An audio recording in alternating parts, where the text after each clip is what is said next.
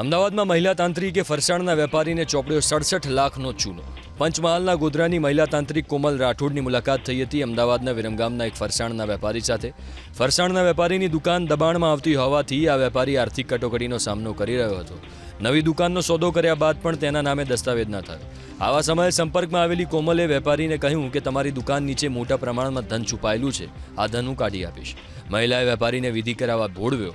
વિધિના બહાને કટકે 67 લાખ રૂપિયાના દાગીના અને રોકડ રકમ લીધી। કોમલે કહ્યું હતું કે હું વિધિ કરું ત્યારે દરવાજો નહીં ખોલવાનો, નહીં તો મૃત્યુ થઈ જશે। વેપારીને એક વખત વિધિમાં શંકા જતા વેપારી ચાલુ વિધિએ ઓરડામાં ગયા, ત્યાં કોઈ વિધિ થતી નહોતી। વેપારીને છેતરાયાનો અહેસાસ થતાં તેમણે પોલીસ સ્ટેશનમાં ફરિયાદ કરી। પોલીસે કોમલની ધરપકડ કરીને વધુ તપાસ હાથ ધરી। અમદાવાદમાં મહિલા તાંત્રિકે ફરસાણના વેપારીને ચોપડ્યો 67 લાખનો ચૂનો। પંચમહાલના ગોધરાની મહિલા તાંત્રિક કોમલ રાઠોડની મુલાકાત થઈ હતી અમદાવાદના વિરમગામના એક ફરસાણના વેપારી સાથે।